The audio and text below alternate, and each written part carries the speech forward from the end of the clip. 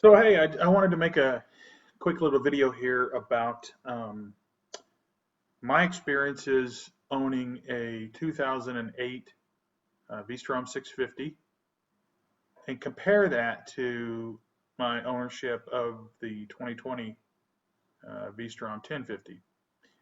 So the reason I want to make this video is because I see lots of content out there that that compares bikes against the V-Strom, but I think that one real gap is personal experience of owning a previous version of the 650, which there's a lot of. And why would I want to move to the 1050? You know, if you read all the motorcycle news guys out there, they're comparing it to the Africa Twin and the Tiger 900 and the KTM, blah, blah, blah, all this other stuff. So it's very difficult to get a real world experience based review of V-Strom, old gen V-Strom 650 to the new gen 1050. What's that like? What are the pluses and minuses? So let me talk about that for just a minute.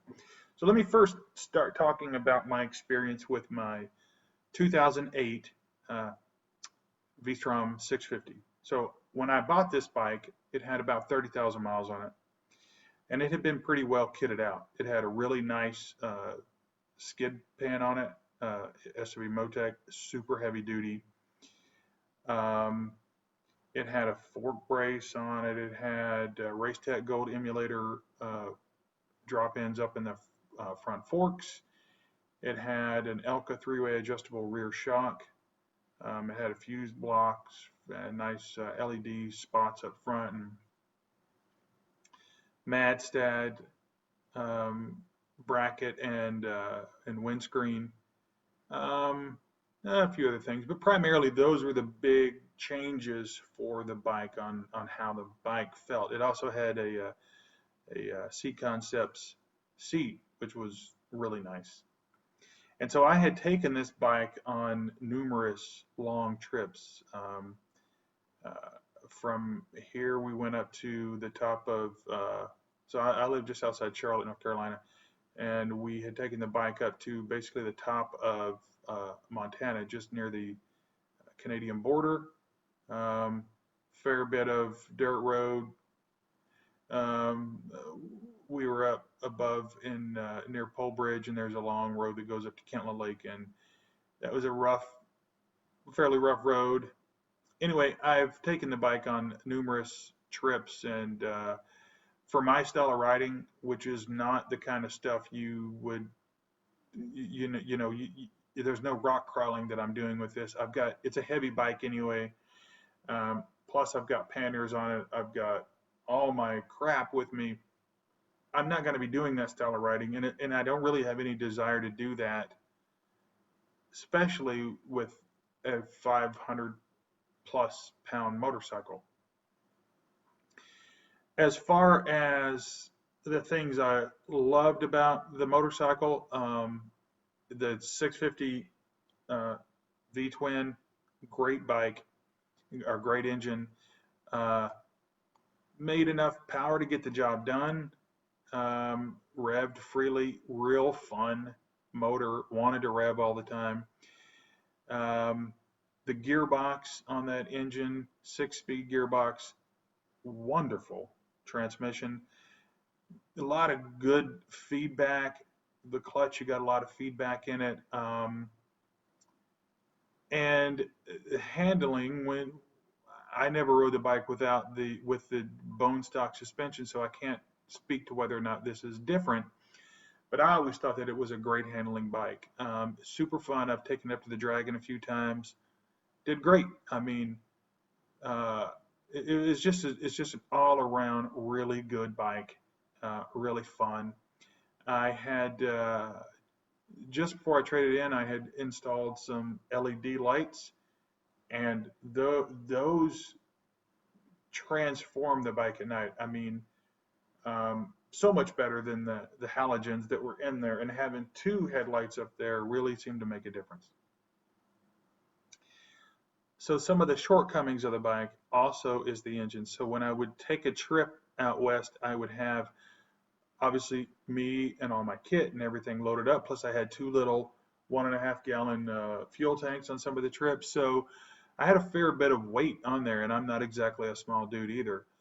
But it was never a problem unless I was above, say, 8,000 feet. And when you start to get that high, you're asking a lot of a 650. It's not going to set you back in the seat when you're up that high. It will get the job done. It's going to just take more gear changes to do it and a little bit longer to do it, which normally isn't a problem. But if you're trying to pass somebody in certain situations, that extra bit of oomph makes a difference. And so there was a few times I made some passes and maybe I shouldn't have because it was a little too close for comfort.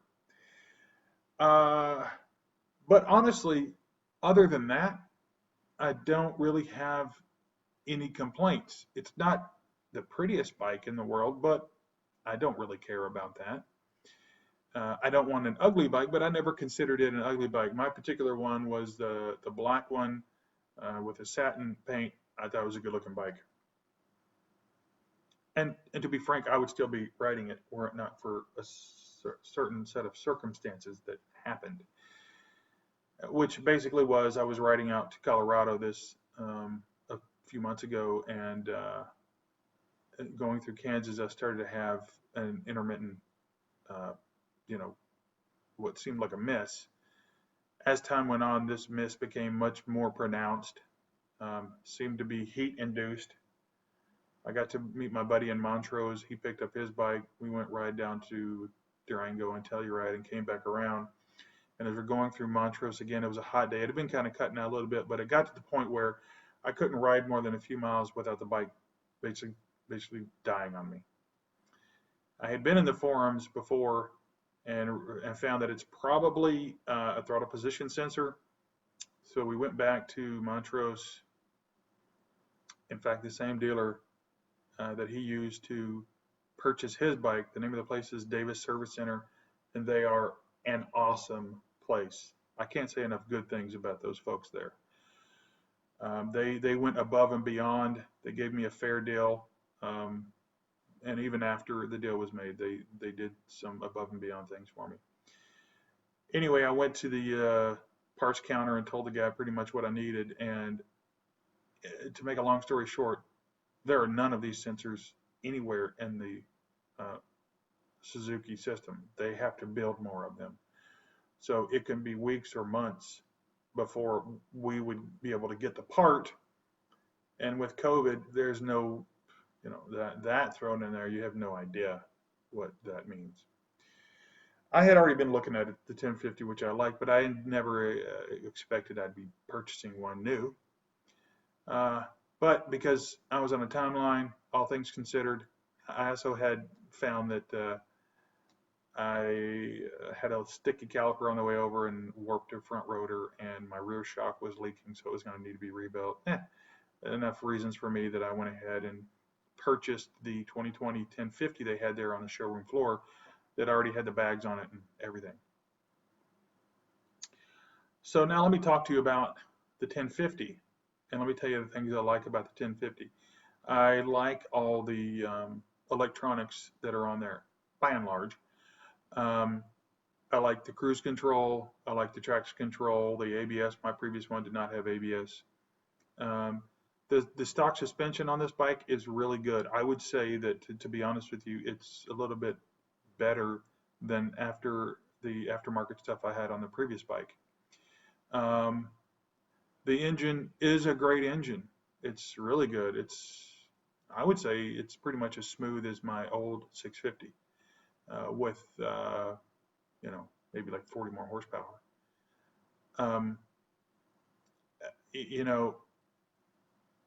The brakes are really good. When I was referring to the sticky caliper, it's because I had done an upgrade where you buy the brackets from SV Racing Parts and you bolt on some CBR Nissan calipers, and they worked way better. Problem is, one of them I should have rebuilt them before I put them on, but I didn't. And so the piston stuck a little bit on one of them and warped a rotor. And so the brakes on the 1050 are day and night better, even than the upgraded ones I had on the 650. But even more than that, the rear brake on the 1050 actually brakes. You know, if you even, I had even put stainless steel brake lines on the old bike, front and rear, and the rear brake still was, it's just, I wouldn't say useless, because if you pushed hard enough, you could get the rear wheel to lock up, but it was the weirdest thing because it almost felt like it was never slowing you down.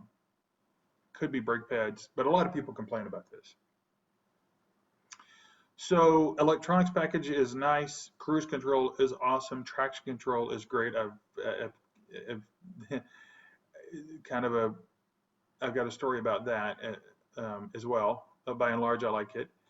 And so yeah, as a whole, as a package, I like the 1050 more than I do the 650. The downside, obviously, is you got to buy the 1050. So there's the cost of the 1050. But if you know that going in, and a few of these are going to be on the used market here before long, you get a good deal on one, and it's a good bike. Let me now talk to you about the things that I dislike about my 1050. The first one is really a two-part dislike. The old bike had a clutch actuated by a cable. And so in that travel, you can feel, it gives you a feedback. You know where you are in the travel, because as that little actuator is turning and the springs on the basket are moving, you can feel a lot of that in the actuation of the clutch. And so you learn pretty rapidly how to shift, where to shift, and the transmission shifts. Everything was great, smooth as butter. The new bike has a hydraulic clutch, which is like, it's all exactly the same. There's no feedback. And the reason that frustrates me is the second part of what I was talking about. Suzuki has added this thing called, I think it's called Rev Assist. It looks like it's an anti-stall feature that you get because it's a drive-by-wire bike. So when you're in gear and you go to let out on the clutch, mind you, you may have this much travel in the lever, but it's only the first centimeter or so where the clutch is disengaged. So if you pull it in a centimeter, the clutch is disengaged. All the rest of this is just travel, except the fact that all the rest of this, for the most part, this big zone here is where they do something. If you're in gear and the lever is in that zone where the clutch is not engaged, it will bump the revs up to 1800 or so RPM, maybe a little higher. And so that is frustrating to me, because what I have been fighting with this whole time is I want very succinct and quiet shifts. So if you're going down the road and you pull the lever all the way in and you go to shift into second gear, unless you're 3000 RPM or less, it's going to sound like a bag of rocks, like you're hammering a bag of rocks. It's terrible. And I think that it's because as you're going through the stroke here, instead of it just dropping the throttle like you've dropped the throttle, it goes and it bumps the throttle up as the lever is coming in. What I think this does is it screws up the synchros enough that you get a hard shift, and that drives me bananas. Um, so by the way, you can't turn this off. There's no menu on the bike anywhere. You can't disable this apparently. Super annoying. Um, so what I have learned is there's two ways that I have found that you can do a 1-2 shift. There's three ways I can find you can do a 1-2 shift smoothly. Short shift at like 3,000 RPM. Who's going to do that every single time? I was doing that actually for the first few thousand miles. It's super annoying. And actually, if you read the literature, the owner's manual, it says shift at 18 miles per hour, which is like 3,000 RPM. So kind of like they knew that that's needed. Anyway, the other thing I have found is, like I say, if you pull it in about a centimeter, the clutch is now disengaged, and you're not in that rev assist range. And so pull it in just a little bit, and it'll snick right into second gear. If you pull it in a little bit too far, the revs will bump just a hair, and you'll get a hard shift. The third way to get a 1-2 shift that's smooth is just cane the damn thing. I mean, whack it open, get up near red line, and it'll shift into second gear. I mean, but then you got to ride like a maniac all the time. That's not really practical. So I would love to find out how to disable the rev assist, because I think that that's what's causing the hard shifts by and large, because it doesn't, the computer doesn't know if you're letting out or pulling in. It just knows you're in this zone and you're in gear. Kind of annoying. And the other thing is, you can't adjust where the hydraulic clutch engages, where you can do that very easily, very finely on a clutch cable system. You can adjust that at the lever itself and down below. Not a big fan of the hydraulic clutch. I know this is subjective, but apparently everybody says this. The seat is pretty crummy, and there are no aftermarket seats for it yet. The headlight, I've needed to adjust it, but even though it's an LED headlight, it's nothing, in my opinion, compared to the dual headlights with LEDs in it on my Gen 1 bike. It's not terrible, but it's not great either. And my bike has the lower fog lights. They're really kind of useless. They look cool, and it helps cars see me, but they don't really help you going down the road. To be fair, my previous bike with its little LEDs up in front didn't really help you either. I just left them on all the time because I saw that cars would notice them, so I'd never turned them off. Traction control, I was going to tell you about that. So when I told you that I just was, revving the crap out of it, and that's how I could get a nice 1-2 shift, I also noticed that had I not had traction control on, that the bike wanted to point its nose at the sky. So when I got on it, I felt the front end bump up about 3 times, and traction control would come in and tweak the throttle and get the wheel back on the ground. It did that about 3 times. So that motor is pretty wonderful. It really does want to rev, and it's got such a broad range that you can, if you're in the mountains, second gear, you could probably stay in second gear pretty much the whole time. So great engine. You don't have to shift as much, but going back to play the devil's advocate here, I liked shifting the 650. It was a great transmission. It was all great. So where I would say at this point, my experience of one versus the other, if I didn't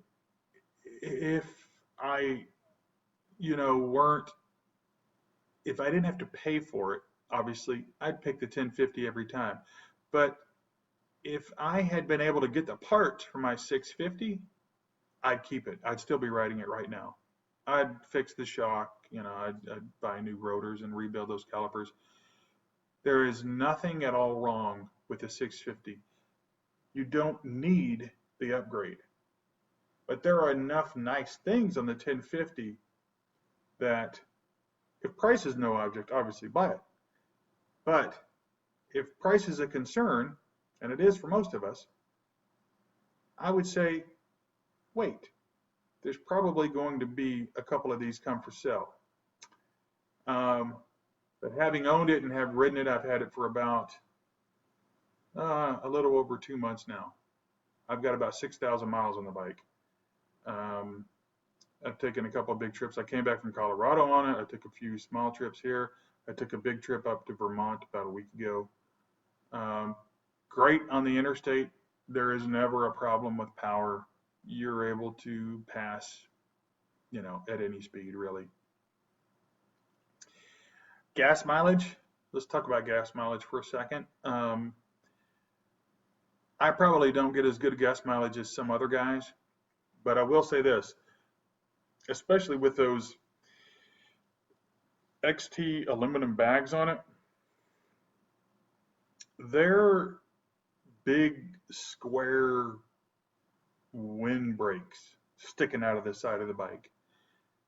When I got back from Colorado, half of the bag was pretty much covered in dead bugs. So the bag is about 8 inches wide. So 4 inches on either side, a bag that's, 16, 18 inches tall is sticking out on both sides. You got a big windbreak sticking out on both sides. Not a problem if you're going 50 miles an hour. But if you're trying to do 75 miles an hour and you get across Kansas and Nebraska and whatever else like that, your gas mileage is going to hurt. I mean, if I'm just tootling along, even with the side bags on, and I'm doing 50, 55, I can see 48 miles a gallon. And that's pretty good. If I'm doing 75 down, highway or interstate 36 across Kansas, and then I see like 38. So it's a big drop, and it's a big drop because you're trying to push this big windbreak through the air. To be honest with you, the numbers that I experienced is the gas mileage is a little bit better on the 1000, probably because the 1000 is not having to work so hard pretty much all the time, but not significantly better. If I don't have the side bags on the 650, I could see 50 miles a gallon. If I put the side bags on, I'm going on the road, and that probably is going to drop down to like 42, even if I'm going 55 or so. That little 650 is just going to be working a little bit harder. But the difference now, if I'm going up to 70, yeah, I'm going to be seeing, probably 38 or 37, 36 on the 650, getting a headwind, and that's what you're going to see. So as far as doing trips, though, don't let what I'm saying about altitude stop you from thinking that you need the 1050. The 650 will do the job, and it will do it great. If you're going to be in elevation, just know that you got to give it a little bit more run up to build up some steam, downshift, and that's okay because you got a great transmission with a clutch cable. Big fan of the clutch cable, don't like the hydraulic cable. If I could buy a conversion, I swear to God, I would buy one right now. And so the other thing that I really do like is I like the spoked wheels. I was on a trip to Canada last summer, and we were going down a dirt road, and it was the soil was almost like white. It wasn't sand really, or maybe it was very powdery sand, I don't know. But it was a clear day, sun was right overhead. So what you had, and I had sunglasses on, so what you had as you went down this road was basically super contrast. You'd go through these patches of shade where the trees are overhead. And so where it was shade, it was almost like black, like you couldn't see in there because your eyes can't adjust that fast. And I have a habit of going too fast at times anyway. So I was cruising down this dirt road, I don't know, like 40 maybe. And all of a sudden I'm in this dark patch. My eyes adjust just in time for me to see what is basically a hole about this big around, and it was probably 8 inches deep. But worse is clearly this was a logging road, and the trucks had come through there when it was wet. But when this stuff dries, it dries like cement. So the wheel dropped into this big hole. I'm on the binders, which is part of my mistake. And when I hit the far side of the pothole, it was a huge impact that tried to toss me over the front of the bike. And I didn't notice it until I got back on pavement, but I had a shimmy now because the front cast wheel, which these first gen cast wheels are kind of known to be a bit soft, it was out of alignment. So I had to ride the next 5,000 miles with a bit of a shake in the handlebars. And if you go around a turn real slow, you get this. It was just wasn't great. And I know a lot of people profess about that, but I think in general the spoke wheels have a bit more give. So where they would give, a cast wheel would bend. But the upside is that I was able to get a new wheel shipped to me because this is a non-ABS bike. You can put ABS wheels on it. So somebody was selling one on eBay that was in perfect shape. I think it was $250 or whatever, shipped to my house. So that's pretty cheap. That's a cheap replacement wheel. And I'm sure just buying the rim from Suzuki is probably $400. So yeah, there's pros and cons either way, right? So, at the end of the day, my advice to somebody is if you are on a budget and you're like, should I spend the money? Should I not spend the money? I could spend the money elsewhere. If you're on a budget and you don't need to light your hair on fire at 9,000 feet all the time, get the 650. It is an awesome bike. And I have lots and lots of seat time in very remote places to talk about it. Oh, here's another thing. Right now, this being October of 2020, there's very few accessories that I can purchase for this bike right now, unless they come from Suzuki. So for example, I have the lower accessory bar that came on the bike. I can't really, there's no good skid plate for that. It's a very handy bar to have because on this last trip, I put the bike on the side stand, thought it was good to go. And as I'm walking around the bike, doink, it falls over. Well, had it not been for that lower accessory bar that has those tip over points, the scuffs that I got would have been more like cracks and broken plastic and things like that. So I want to keep that. It's a very strong bar. But there's nobody making a skid plate that fits the lower accessory bar yet. So accessories right now is a problem for this bike. Whereas accessories for the Gen 1 bikes, they're everywhere and they're cheap and they're probably for sale on eBay used. So another plus in the 650 column. The downside obviously is how I got here. It was a 12-year-old bike that had a problem, which appears to be a fairly common issue. I couldn't get the part for it. So, take everything with a grain of salt. Anyway, I just wanted to share some experiences of a guy who loved the 650 and would still be riding it were it not for a certain set of circumstances, compared to my experience now riding the 1050. Both are awesome bikes. I would recommend both. Just take what I say, with a grain of salt. These are all subjective, obviously, but you can't go wrong with either bike. Thanks.